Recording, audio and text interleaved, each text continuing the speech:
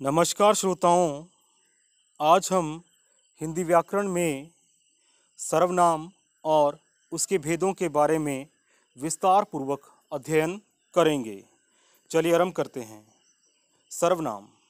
सर्वनाम का अर्थ ही है कि वह सर्व अर्थात सभी नामों अर्थात संज्ञाओं के स्थान पर प्रयोग होता है। प्रश्न संख्या 1 रहेगा, सर्वनाम किसे कहते हैं? संज्ञा के स्थान पर जिन शब्दों का प्रयोग होता है उन्हें सर्वनाम कहते हैं। हिंदी भाषा में कुल 11 सर्वनाम हैं, जैसे मैं, तू, आप, यह, वह, जो, सो, कोई, कौन, कुछ, क्या आदि। सर्वनाम का प्रयोग। अब हम जानेंगे कि सर्वनाम का प्रयोग हम क्यों और कैसे करते हैं। वाक्यों के माध्यम से। 1. श्याम मेधावी छात्र है, वह अपनी कक्षा में प्रथम आता है। 2. शारदा ने कहा कि मैं अभी बाजार जा रही हूँ। 3. मोहन तुम आजकल क्या कर रहे हो? यहाँ प्रश्नवाचक चिन्ह आएगा। उपर्युक्त वाक्यों में वह श्याम के लिए, मैं शारदा के लिए और तुम मोहन के लिए प्रयोग हुआ है। यहाँ श्याम, शारदा और मोहन संज्ञा पद हैं, जिनके स्थान पर आए हुए वह, मैं और तुम सर्वनाम शब्द हैं। एक ही संज्ञा पद को बार बार उसी रूप में अगले वाक्य में दोहराए या पुनरावृत्ति दोहराए जाने से बचने के लिए सर्वनाम शब्दों का प्रयोग होता है। इस बात का आपने विशेष ध्यान रखना है कि संज्ञा पद का जो संज्ञा पद है उसको बार बार वह उसकी पुनरावृत्ति या वो बार बार दोहराया ना जाए, इससे बचने के लिए हम सर्वनाम शब्दों का प्रयोग करते हैं। अब जानते हैं सर्वनाम के भेद। प्रश्न संख्या 2, सर्वनाम के कितने भेद हैं? सर्वनाम के 6 भेद हैं। पहला है पुरुषवाचक सर्वनाम, दूसरा है निश्चयवाचक सर्वनाम, तीसरा है अनिश्चयवाचक सर्वनाम, चौथा है प्रश्नवाचक सर्वनाम, पांचवा है निजवाचक सर्वनाम और छठा है संबंधवाचक सर्वनाम। इसमें पहला है पुरुषवाचक सर्वनाम। वह सर्वनाम जो किसी व्यक्ति के लिए प्रयुक्त प्रयोग होता है उसे पुरुषवाचक सर्वनाम कहते हैं। पुरुषवाचक सर्वनाम के आगे फिर 3 भेद हैं, जो इस प्रकार से हैं। क है उत्तम पुरुष सर्वनाम, ख है मध्यम पुरुष सर्वनाम और यहाँ पर ख ही लिख दिया गया है, लेकिन यहाँ पर ग है अन्य पुरुष सर्वनाम। अब इनको और आसानी से समझने के लिए जो उत्तम पुरुष सर्वनाम है वह है फर्स्ट पर्सन, जो मध्यम पुरुष सर्वनाम है वह है सेकंड पर्सन और जो अन्य पुरुष सर्वनाम है वह है थर्ड पर्सन। चलिए आरंभ करते हैं। उत्तम पुरुष सर्वनाम। बोलने वाला या लिखने वाला अपने नाम के बदले जिन सर्वनामों का प्रयोग करता है उसे उत्तम पुरुष सर्वनाम कहते हैं। जैसे मैं, हम। वाक्य के माध्यम से समझते हैं। 1, मैं पढ़ता हूँ। 2, हम दिल्ली जाएंगे। उपर्युक्त वाक्यों में बोलने वाले या लिखने वाले ने अपने लिए मैं और हम सर्वनाम का या सर्वनामों का प्रयोग किया है। इन वाक्यों में मैं और हम उत्तम पुरुष सर्वनाम हैं। अब दूसरा आ जाता है ख, मध्यम पुरुष सर्वनाम। जिससे बात की जाए उसके नाम के बदले जिन सर्वनामों का प्रयोग होता है उसे मध्यम पुरुष सर्वनाम कहते हैं। जैसे तू, तुम, आप। वाक्य के माध्यम से समझते हैं। तू कहाँ गया था। दूसरा है तुम अपना कार्य नहीं करते हो। आप भोजन करें। उपर्युक्त वाक्यों में तू, तुम और आप मध्यम पुरुष सर्वनाम है। तू कहाँ गया था, यहाँ पर भी प्रश्नवाचक चिन्ह होगा।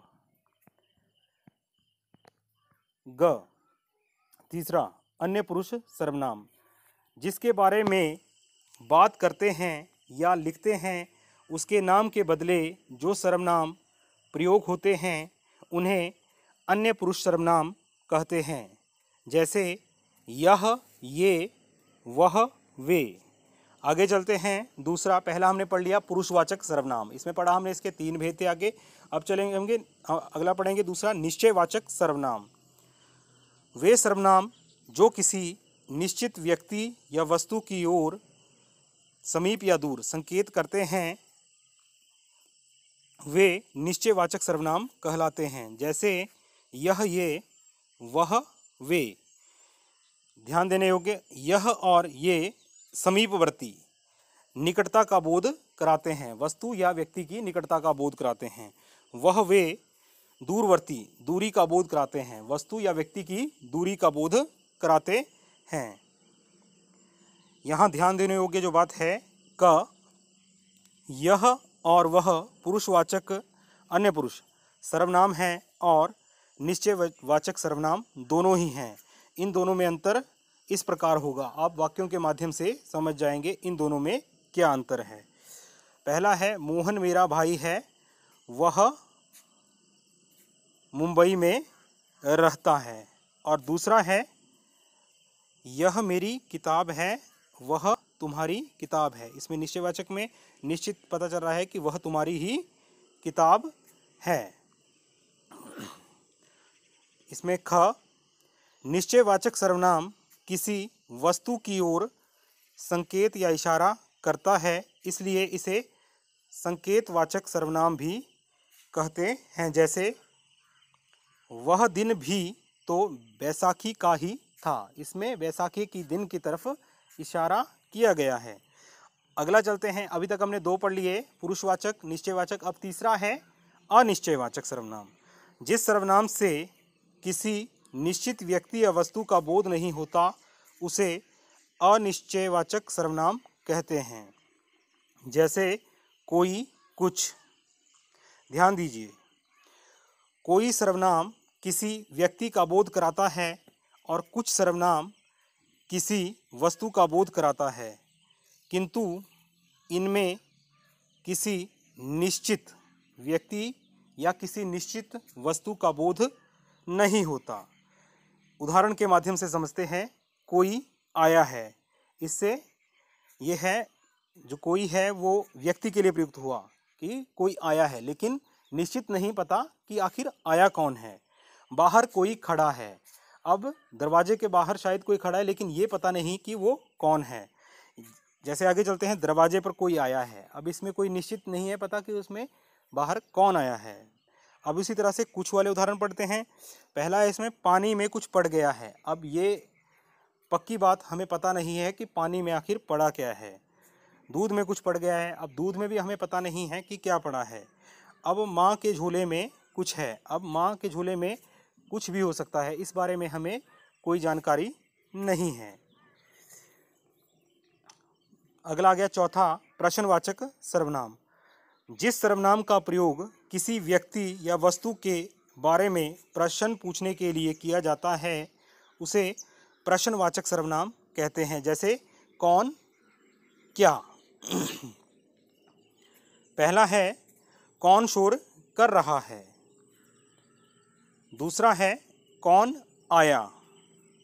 तीसरा है, मोहन क्या लाया। चौथा है, आप मुझसे क्या चाहते हैं। इसमें प्रश्न पूछे जाते हैं।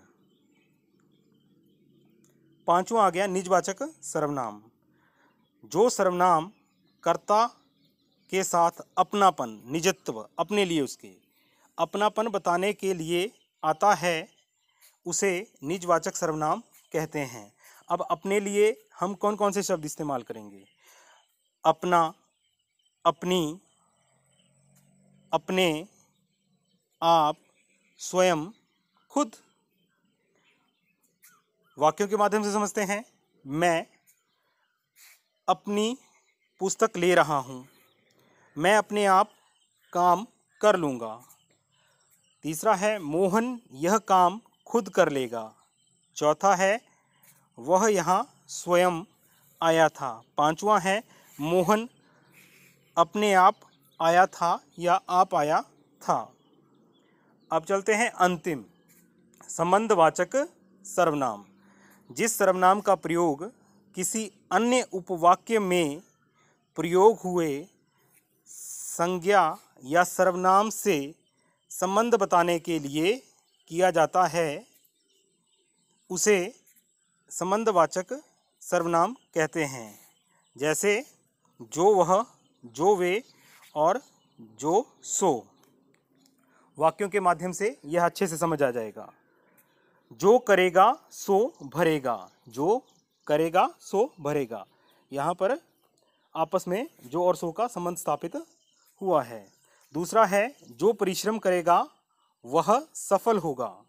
तीसरा है जो मेहनत करेंगे वे पास होंगे। चौथा है जिसको आपने बुलाया था वह बाजार गया है। जो आया है सो जाएगा। चलिए, ये तो हो गया सर्वनाम। अब इन हमें सर्वनाम आखिरकार आए, समझ में आए या नहीं, इसके बारे में अभ्यास करके पता चल जाएगा।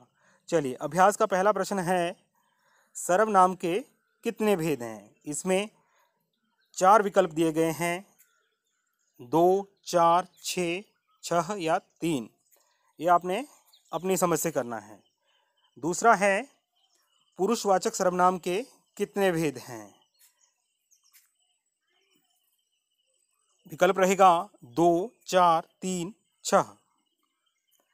तीसरा है जो सर्वनाम किसी निश्चित व्यक्ति या वस्तु की ओर संकेत करते हैं। इसमें भी 4 विकल्प हैं, निश्चयवाचक, अनिश्चयवाचक, संबंधवाचक या निजवाचक। अगला प्रश्न है चौथा, निश्चयवाचक सर्वनाम है। इनमें से अपने 4 विकल्प में से कौन सा निश्चयवाचक सर्वनाम में आता है। कोई, खुद, आप, स्वयं। अगला है प्रश्नवाचक सर्वनाम है। इसमें भी 4 विकल्प हैं, आपने बताना है इसमें सही कौन है। मैं, तुम, कौन, वह। चलिए आगे चलते हैं। 6 उत्तम पुरुष सर्वनाम है। इसमें भी 4 विकल्प दिए हैं, हम, कोई, कुछ, क्या। चलिए 7वां है जो, सो, में सर्वनाम है। इसमें भी 4 विकल्प हैं, पुरुषवाचक सर्वनाम, निश्चयवाचक सर्वनाम, प्रश्नवाचक सर्वनाम या संबंधवाचक सर्वनाम। इनमें से कोई एक होगा। 8वां है जिस सर्वनाम से किसी निश्चित व्यक्ति या वस्तु का बोध नहीं होता। इसमें भी 4 विकल्प हैं, निश्चयवाचक सर्वनाम, पुरुषवाचक सर्वनाम, अनिश्चयवाचक सर्वनाम या संबंधवाचक सर्वनाम।